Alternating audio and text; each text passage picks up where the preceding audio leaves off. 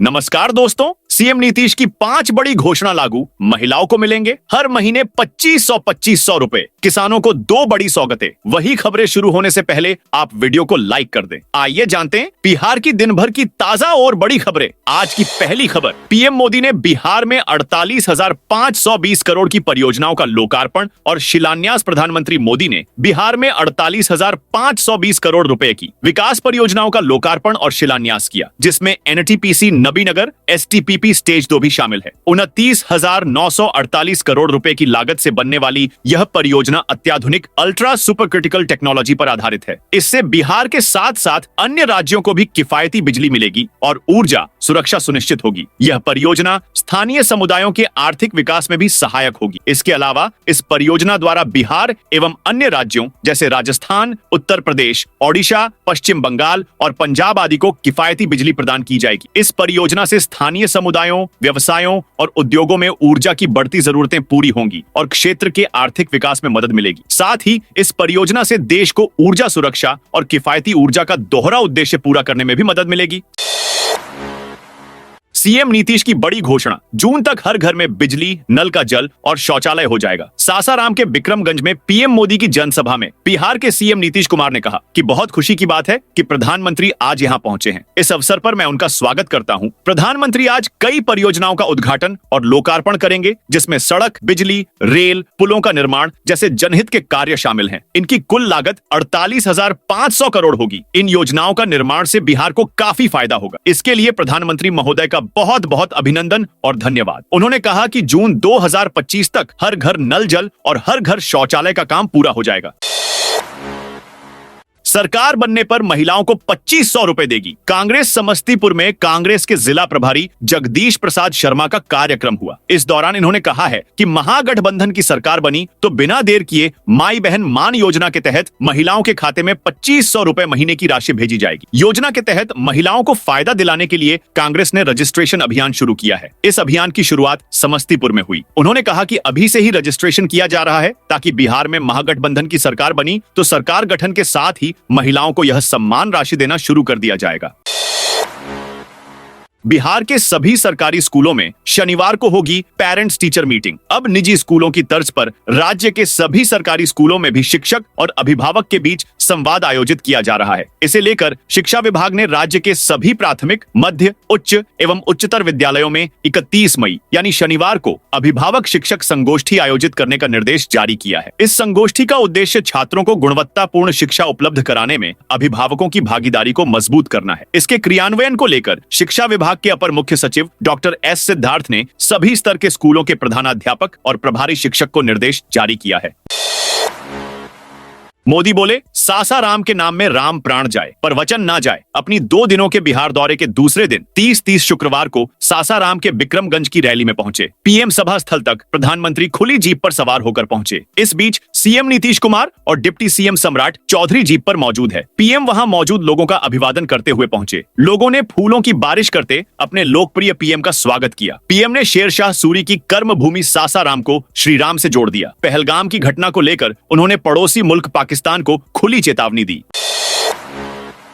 वैभव से बोले पीएम मोदी, तुम में शूरवीरों वाली चमक। राजस्थान रॉयल्स के लिए आईपीएल में ताबड़तोड़ शतक लगाकर चर्चा में आए वैभव सूर्यवंशी ने शुक्रवार को पीएम नरेंद्र मोदी से पटना एयरपोर्ट पर मुलाकात की। इस दौरान वैभव ने प्रधानमंत्री का पैर छूकर आशीर्वाद लिया। पिता संजीव सूर्यवंशी एवं माता आरती सूर्यवंशी के सामने प्रधानमंत्री ने वैभव का हौसला बढ़ाते हुए कहा कि तुम बहुत अच्छा कर रहे हो। बिहार की धरती पर शूरवीर पैदा हुए हैं, तुम्हारे अंदर भी वैसी ही चमक दिखती है। 50 लाख स्कूली छात्र छात्राओं को मिले 786 करोड़ रुपए। राज्य में विभिन्न छात्रवृत्ति योजना के तहत 50 लाख स्कूली छात्र छात्राओं के बीच 786 करोड़ रुपए का वितरण किया गया है। इस बाबत पिछड़ा वर्ग एवं अति पिछड़ा वर्ग कल्याण विभाग ने पिछड़ा वर्ग और अति पिछड़ा वर्ग के विद्यार्थियों के शैक्षिक विकास और प्रोत्साहन के लिए चलाई जा रही विभिन्न छात्रवृत्ति योजनाओं के लाभुकों का आंकड़ा जारी किया है। यह राशि वित्तीय वर्ष 2023 से 24 और 2024 से 25 में लाभुकों को दी गई है। नाम लिए बिना लालू पर बरसे पीएम मोदी भर्ती के बदले जमीन लूट ली। सासाराम के बिक्रमगंज की सभा से प्रधानमंत्री नरेंद्र मोदी ने राजद और कांग्रेस पर जमकर निशाना साधा। नाम लिए बगैर उन्होंने आरजेडी सुप्रीमो लालू प्रसाद यादव की जमकर आलोचना की। उन्होंने कहा कि जिनके ऊपर बिहार को आधुनिक ट्रेन देने की जिम्मेदारी थी, उन्होंने रेलवे में भर्ती के नाम पर गरीबों की जमीन लूट ली। प्रधानमंत्री ने जंगल राज की याद दिलाते हुए बिहार के लोगों को उनसे सावधान रहने की अपील की। कहा कि वोट के लिए अब सामाजिक न्याय की बात कर रहे हैं। इससे पहले प्रधानमंत्री ने 48,500 करोड़ की योजनाओं का शिलान्यास और उद्घाटन किया। बिहार के 32 जिलों में आज हल्की बारिश का अलर्ट। बिहार के 32 जिलों में आज यानी शुक्रवार को बारिश का येलो अलर्ट जारी किया गया है। इन जिलों में हवा के साथ हल्की बारिश होने के आसार हैं। 40 किलोमीटर प्रति घंटे की रफ्तार से हवा चल सकती है। साथ ही वज्रपात और मेघ गर्जन की भी संभावना है। वहीं बाकी जिलों में उमस भरी गर्मी लोगों को परेशान करेगी। आज लगभग सभी जिलों में 34 से 38 डिग्री सेल्सियस के बीच तापमान बना रहेगा। बीते 24 घंटे में भागलपुर समेत 4 जिलों में बारिश हुई। वहीं बाकी जिलों में तपिश बनी रही। मौसम विभाग के अनुसार दक्षिण पश्चिम मानसून ने इस साल समय पर दस्तक दी है। ये अब तक छत्तीसगढ़, ओडिशा, उत्तर बंगाल की खाड़ी में तपिश बनी रही। पूर्वोत्तर भारत, उप हिमालयी पश्चिम बंगाल और पूरे सिक्किम तक पहुंच चुका है। कृषि आधारित राज्यों के लिए एक राहत की खबर है, क्योंकि यह खरीफ फसलों की बुआई के लिए अनुकूल स्थिति पैदा करता है। जून के दूसरे हफ्ते में मानसून बिहार में सक्रिय हो सकता है। गर्मी की छुट्टी में भी प्रधानाध्यापक हर रोज आएंगे स्कूल। सरकारी स्कूलों में 2 से 21 जून तक गर्मी की छुट्टी रहेगी। इस दौरान कक्षाएं स्थगित रहेंगी। छात्र और शिक्षक स्कूल नहीं आएंगे, लेकिन प्रधानाध्यापकों को प्रतिदिन स्कूल आना होगा। वह हर रोज स्कूल अवधि में आकर सरकारी कार्य निपटाएंगे। जिला शिक्षा कार्यालय ने कहा कि विभागीय कार्य की वजह से प्रधानाध्यापकों को स्कूल आने के लिए कहा गया है। विभागीय कार्य के अधिक होने की स्थिति में प्रधानाध्यापक अपनी मदद के लिए विशेष परिस्थिति में शिक्षकों को बुला सकते हैं।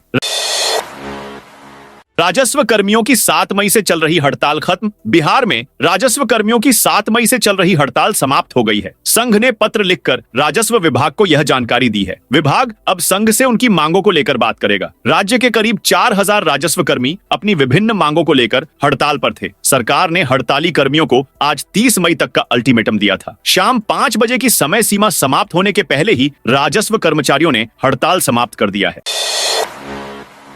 पटना में मॉडर्न रेलवे टर्मिनल का पीएम ने किया शिलान्यास। पटना में मॉडर्न रेलवे टर्मिनल बनाया जा रहा है। यह टर्मिनल हार्डिंग पार्क यानी वीर कुंवर सिंह पार्क के सामने बनाया जा रहा है। इसका शिलान्यास प्रधानमंत्री नरेंद्र मोदी ने आज बिक्रमगंज से किया है। यह प्रोजेक्ट लगभग 95 करोड़ रुपए की लागत से तैयार होगा। पीएम को जान से मारने की धमकी देने वाला गिरफ्तार। भागलपुर की सुल्तानगंज पुलिस ने बिहार दौरे पर आए पीएम नरेंद्र मोदी को जान से मारने की धमकी देने वाले आरोपी को गिरफ्तार किया है। आरोपी समीर कुमार रंजन महेशी गांव का रहने वाला है। आरोपी ने पीएमओ के अधिकारी को धमकी भरा मैसेज भेजा था। एनआईए और अन्य इंटेलिजेंस ब्यूरो के अधिकारियों ने भागलपुर के एसएसपी से संपर्क कर मामले की सूचना दी। पुलिस जांच में पता चला कि धमकी व्हाट्सएप के जरिए वीपीएन नंबर से भेजी गई थी। पुलिस ने बताया कि आरोपी ने चाचा को फंसाने के लिए ये कदम उठाया है। तकनीकी जांच और मोबाइल की फिंगरप्रिंट के आधार पर उसे गिरफ्तार किया है। चिराग पासवान लड़ेंगे विधानसभा चुनाव। केंद्रीय मंत्री चिराग पासवान ने बिहार विधानसभा चुनाव लड़ने पर बड़ा बयान दिया है। उन्होंने कहा है, पार्टी इसके लिए सर्वे करा रही है। किसी पार्टी के बड़े नेता चुनाव लड़ते हैं तो गठबंधन को भी फायदा होता है। चिराग पासवान पहले भी इस बात के संकेत दे चुके हैं। हाजीपुर पहुंचे केंद्रीय मंत्री ने विधानसभा चुनाव लड़ने के सवाल पर मना नहीं किया। पटना में उन्हें सीएम बनाने की मांग वाले पोस्टर भी लगाए जा चुके हैं। पटना में बुलडोजर एक्शन से दुकानदारों में मचा हड़कंप। पालीगंज में जिलाधिकारी के निर्देश पर नो वेंडर जोन में अतिक्रमण हटाया गया। बिहटा मोड़ से चंढोस मोड़ तक बुलडोजर चलाकर फुटपाथ पर बने दुकानों को तोड़ा गया। अतिक्रमणकारियों पर जुर्माना भी लगाया गया। इस कार्रवाई का उद्देश्य बाजार को जाम से मुक्त करना है। महीने में 2 दिन अतिक्रमण हटाने का फैसला किया गया है। महामंडलेश्वर कैलाशानंद गिरी ने प्रधानमंत्री को बताया। युवा 3 दिवसीय दौरा पर जमुई पहुंचे। निरंजनी अखाड़ा के महामंडलेश्वर कैलाशानंद गिरी जी महाराज ने शुक्रवार को प्रधानमंत्री नरेंद्र मोदी को लेकर बड़ा बयान दिया है। महामंडलेश्वर कैलाशानंद गिरी जी महाराज ने कहा कि अभी देश को प्रधानमंत्री के रूप में नरेंद्र मोदी की जरूरत है, इसलिए बीजेपी को अपने संविधान में संशोधन करना चाहिए। उन्होंने कहा कि बीजेपी ने अपने संविधान में नेताओं के सेवानिवृत्ति की आयु सीमा जो 75 साल रखी गई है, उसे बढ़ाकर 85 साल करना चाहिए।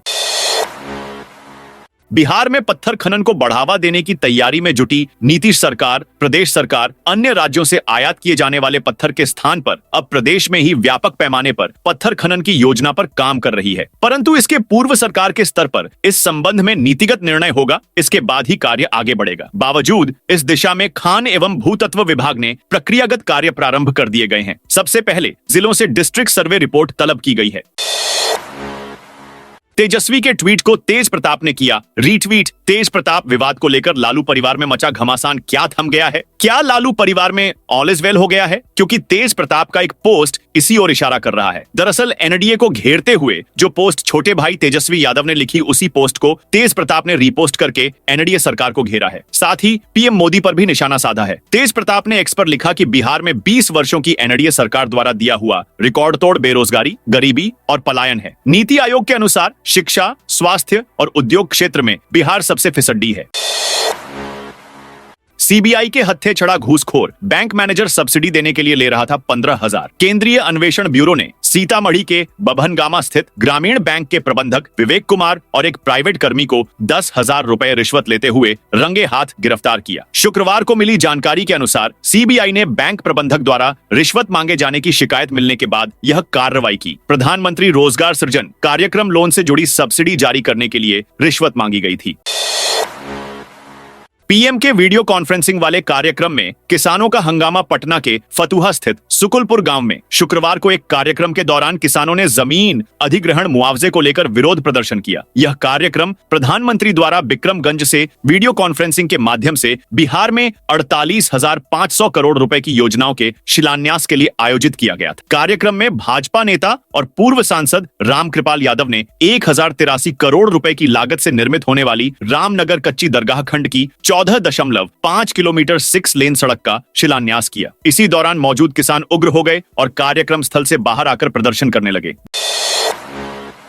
भागलपुर में राजद कार्यकर्ता आपस में भिड़े। भागलपुर में राजद पार्टी के संगठनात्मक चुनाव के तहत शुक्रवार को सुल्तानगंज प्रखंड अध्यक्ष का चुनाव होना था, लेकिन नामांकन के बाद जैसे ही मतदान की प्रक्रिया शुरू होने वाली थी, दो पक्षों के बीच जोरदार हंगामा हो गया। देखते ही देखते बात इतनी बिगड़ गई कि मौके पर मारपीट शुरू हो गई और कुर्सियां चलने लगी। आईपीएल के बाद बिहार में सजेगा क्रिकेट का मेला। घरेलू क्रिकेट में झारखंड के लिए मैदान पर उतरने वाले ईशान किशन एवं पश्चिम बंगाल के लिए खेलने वाले मुकेश कुमार और भारतीय टेस्ट टीम के सदस्य आकाशदीप बिहार प्रीमियर लीग में अपना जलवा बिखेर सकते हैं। जून के दूसरे सप्ताह से शुरू होने वाली बीपीएल लीग में आईपीएल में राजस्थान रॉयल्स के लिए शतक जड़ चर्चा में आए वैभव सूर्यवंशी भी चौके छक्के जड़ते दिखेंगे। भारत नेपाल सीमा पर सुरक्षा व्यवस्था चाक चौबंद कर दी गई है। ऑपरेशन सिंदूर के बाद भारत नेपाल की सुरक्षा व्यवस्था चाक चौबंद कर दी गई है। सोनामणि गुदाम से आंबाड़ी तक लगने वाली भारत नेपाल सीमा में सोनामणि गुदाम, कुर्साकांता, कुंवाड़ी, सिकटी तथा बरदाहा थाना क्षेत्र में चेकिंग प्वाइंट बनाए गए हैं, जहां 24 घंटे गहन तलाशी अभियान जारी है ताकि किसी भी संदिग्ध गतिविधि को समय रहते रोका जा सके। सुरक्षा व्यवस्था को और चाक चौबंद बनाने के लिए चेक प्वाइंट पर सीसीटीवी कैमरे लगाए गए हैं। अब भारत की ही तरह नेपाल में भी 10 किलोमीटर तक कोई भी ड्रोन नहीं उड़ा सकता है। इसके अलावा बांग्लादेश से आने वाली जमात पर भारत व नेपाल की खुफिया एजेंसी निगाह रख रही है। दोनों ओर बराबर गश्त भी हो रही है। वही अब नेपाल में भी बॉर्डर से 10 किलोमीटर तक कोई भी शादी विवाह में ड्रोन नहीं उड़ा पाएगा। सीमा के बंद होने के बाद किसी को भी न तो आने दिया जाएगा और न ही जाने दिया जाएगा। ब्रांडेड बोतल में भरी जाती थी नकली अवैध शराब। मद्य निषेध, उत्पाद एवं निबंधन विभाग के एक्साइज इंटेलिजेंस ब्यूरो ने गुप्त सूचना पर शुक्रवार को वैशाली के रुस्तमपुर दियारा क्षेत्र में छापेमारी कर अवैध विदेशी शराब की फैक्ट्री और मिनी गन फैक्ट्री का उद्भेदन किया है। यहां ब्रांडेड अंग्रेजी शराब की बोतलों में नकली शराब पैक की जाती थी। इस दौरान काफी मात्रा में विदेशी शराब बनाने का सामान, खाली बोतल, रैपर, रसायन आदि के साथ 4 देसी कट्टे भी बरामद किए गए हैं।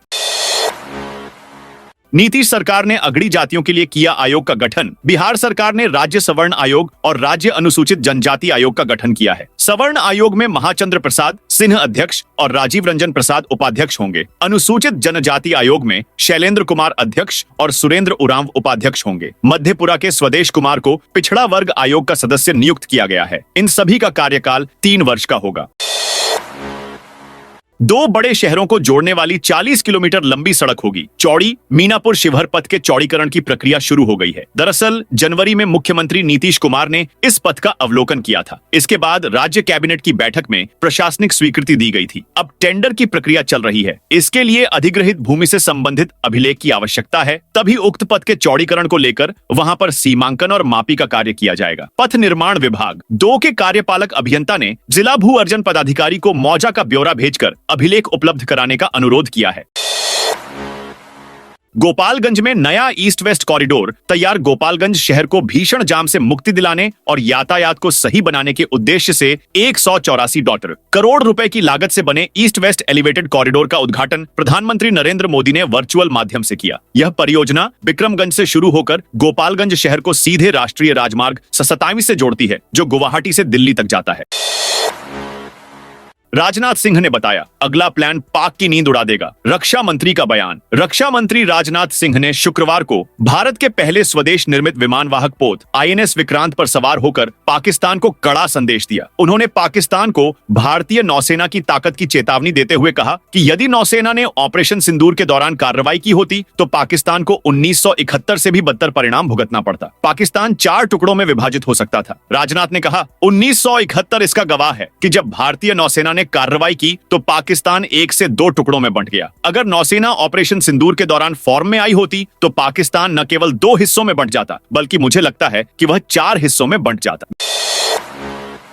मिथिला पेंटिंग का विदेश तक बन रहा मार्केट। समस्तीपुर में मिथिला पेंटिंग के बारे में जो ABCD नहीं जानती थी, वो आज पेंटिंग ही नहीं कर रही बल्कि उसे बेच भी रही हैं। इसके बदले में अच्छी आमदनी हो रही है। पेंटिंग की डिमांड सिर्फ जिला, राज्य और देश तक नहीं फैला, बल्कि विदेश तक इन पेंटिंग की मांग है। विदेश में खरीदारी करने वाले भारतीय ही होते हैं। दरअसल 30 महिलाओं ने पेंटिंग के लिए ट्रेनिंग ली थी। प्रशिक्षण नवार्ड की ओर से आयोजित हुआ था। ट्रेनिंग के बाद से पेंटिंग की बिक्री होने लगी। नवार्ड ने अनमोल उपहार सेवा फाउंडेशन के साथ मिलकर शहर में एक आउटलेट खोला गया, जहां लड़कियां अपना पेंटिंग देने लगीं।